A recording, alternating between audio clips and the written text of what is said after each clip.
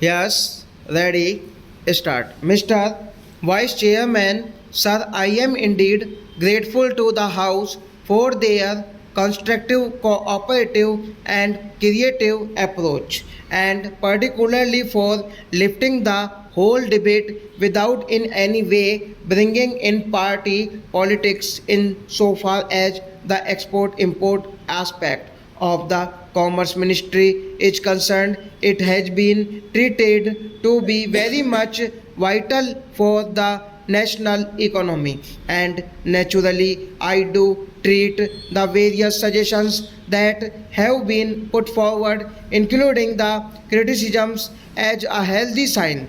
I have no doubt that these suggestions will help me in further improving the working of my ministry. Sir, certain issues have been made out by the honorable speakers, and particularly these questions have been put to me. What is the exact strategy of the government? How does the government look at the whole commerce ministry, at the export trade and the import trade? It is in this context that I felt that I should spell out the policies in a very precise form, and the House will please bear with me if I read to that extent a part of my speech, and afterwards I shall take up the suggestions from the honorable members.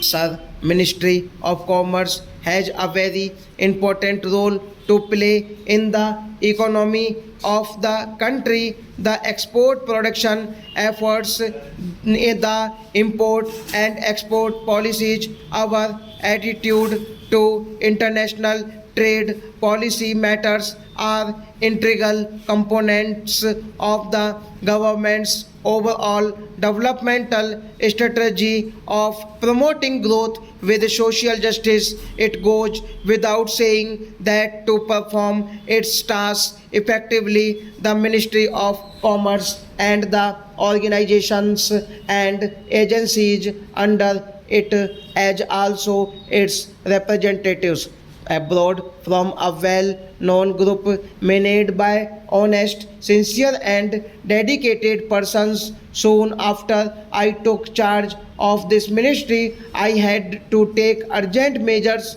to cleanse and reorganize the ministry. Those persons about whom there were reasons to believe that they placed the consideration of themselves or other individuals above the interests of the country had to be relieved of their responsibilities, and steps have been taken to find suitable replacements. The internal working of the ministry has also been restructured with a view to increasing its efficiency. I am also presently engaged in the task of examining ways and means of strengthening our commercial representation abroad so as to serve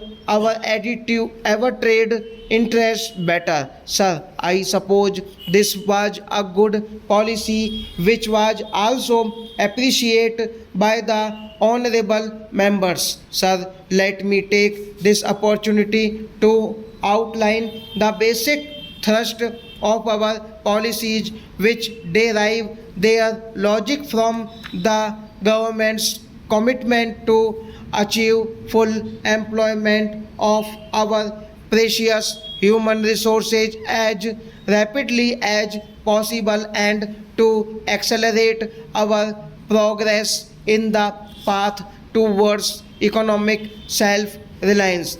With our new priorities, in order to meet the necessary import needs of our growing economy, we reiterate our commitment to the goal of rapid export expansion. As honorable members are aware, for the current year our export target is placed at rupees 5,700 crores, amounting to a growth rate of our export as high as 12 to 13%. Sir, the basic element of our new approaches are to shift our export mix towards the dynamic exports. These dynamic exports will be the leading sector of export expansion.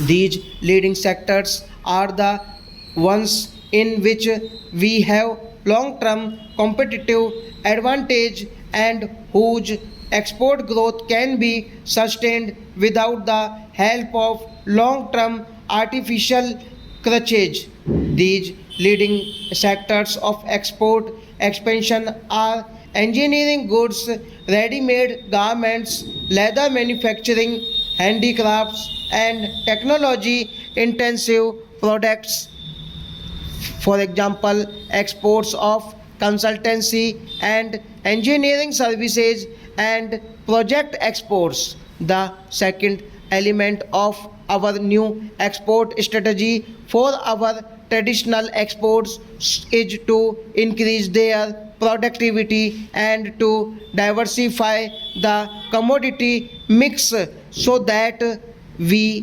maximize domestic value added in these traditional export. For instance, we are shifting away from our exports of raw material hides and skins to finished leather and leather manufacturers.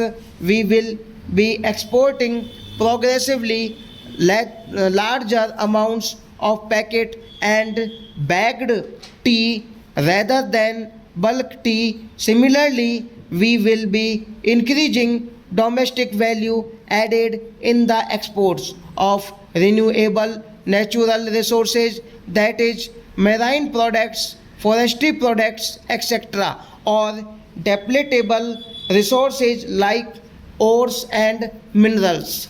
Third element of our export strategy is to minimize social cost of our exports by regulating the exports of essential mass consumption items. In case of items such as oil seeds, pulses, tea, vegetables, onions, etc., domestic requirements will always take precedence over the exports, and export efforts will not be allowed to have adverse effect on domestic availability or price. That does not mean that we shall not export.